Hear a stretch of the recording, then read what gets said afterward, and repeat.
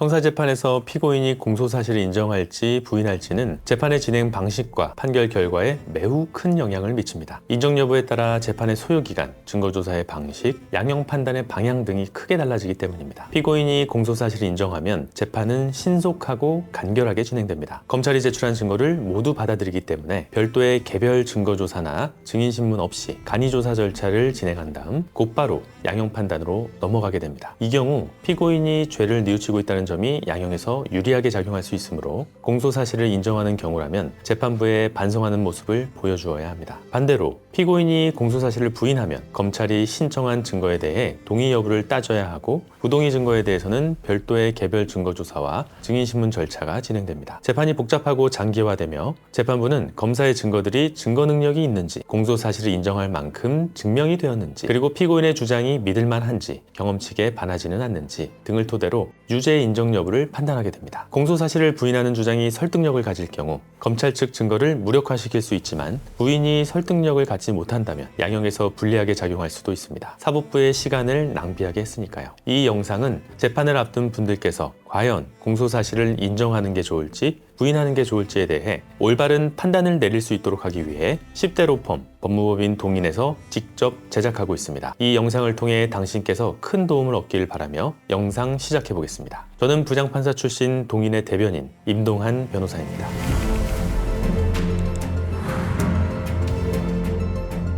공소사실 부인에는 몇 가지 방식이 있습니다. 첫째, 사실관계를 부인하는 방식입니다. 공소사실에 기재된 사건이 실제로 발생하지 않았다거나 피고인이 해당 공소사실과 무관하다는 주장입니다. 또는 공소사실을 입증하기 위해 제출된 검찰 측 증거는 증거 능력이 없다고 주장하면서 사실관계를 부인할 수도 있죠.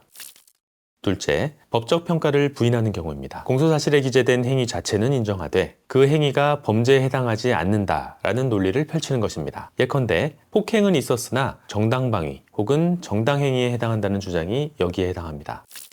셋째, 고의성을 부인하는 방식입니다. 당시 피고인의 입장에서는 그 결과를 예견하거나 의도하지 않았다는 주장입니다. 즉, 범죄의 구성 요건 중 고의가 빠졌다는 주장입니다. 이 세 가지 중 하나를 주장할 수도 있고 병렬적으로 동시에 주장할 수도 있습니다. 예를 들어 피고인이 그런 일은 없었다 라고 주장하면서도 설령 있었다 해도 죄는 아니다, 죄가 된다고 해도 고의는 없었다 라며 함께 주장하는 방식입니다. 앞에서 말씀드린 세 가지를 한꺼번에 주장하고 있죠. 이러한 구성은 재판부로 하여금 무죄 판단의 여러 가능성을 검토하게 할 수 있습니다. 그리고 예를 들어 재판부가 공소사실에 대한 검사의 입증이 부족한 것인지 여부를 고민할 때 만약 피고인에게 고의조차 인정되기 어렵다는 사정이 여럿 존재한다면 재판부로서는 피고인에게 유리한 판결을 내림에 있어서 부담이 줄어들 수 있습니다. 그러나 유의할 점도 있습니다. 여러 주장을 병렬적으로 펼쳤음에도 결과가 유죄라면 법원은 이를 피고인이 책임을 회피하면서 변명하는 등 범행 후의 정황이 좋지 않다 라는 것으로 판단할 수 있습니다. 왜냐하면 재판부는 피고인의 모든 주장을 성실히 검토해야 하며 그만큼 시간과 자원을 소모시키는 결과를 초래하기 때문입니다. 사법부의 시간은 한 명의 피고인에게만 허락된 게 아니며 그 시간의 무게는 무거움을 기억하셔야 합니다. 그럼 만약 피고인이 전부 부인하거나 인정하는 게 아니라 일부 사실만 부인하고 나머지는 인정하는 경우라면 어떨까요? 경우에 따라 다르겠지만 재판부는 이 경우 피고인의 태도를 진정성 있게 평가할 가능성이 높습니다. 피고인으로서도 자신이 부인하는 공소사실을 다투는 데 집중할 수 있어서 불필요한 절차를 줄이고 재판부의 심리 부담을 낮춰주는 효과가 있기 때문입니다.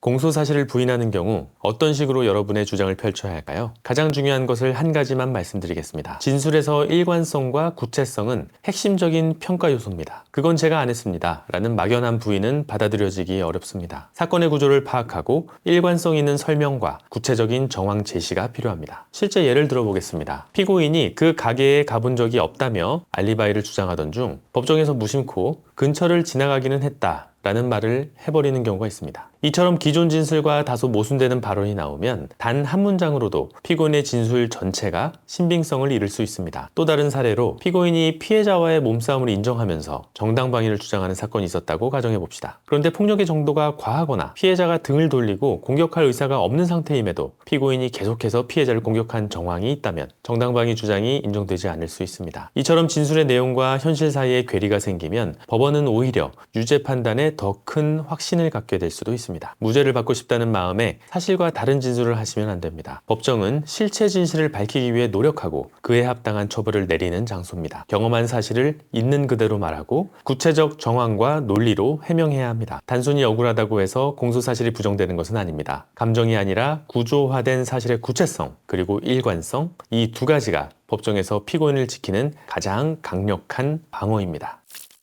오늘 저희 동인에서는 당신께서 공소사실 부인에 대해 고민하실 때 도움이 될 가장 핵심적인 내용을 전달해 드렸습니다. 이 내용을 바탕으로 재판 준비 잘 하시길 바라면서 한 가지만 더 당부드리겠습니다. 일반인이 재판부가 납득할 만한 주장을 공판 진행 과정에서 구체적이고 일관되게 유지하기는 매우 어렵습니다. 그렇기 때문에 사건 초기부터 전문가인 변호사의 상담을 꼭 받으시길 추천드립니다. 상담은 엄연히 선임과 구분되는 유료 법률 서비스입니다. 상담만으로도 여러분의 막힌 부분을 해결할 수 있을 것입니다. 특히 그 상담 장소가 저희 동인이라면 말이죠. 오늘 영상은 여기까지입니다. 끝까지 시청해 주셔서 감사드립니다.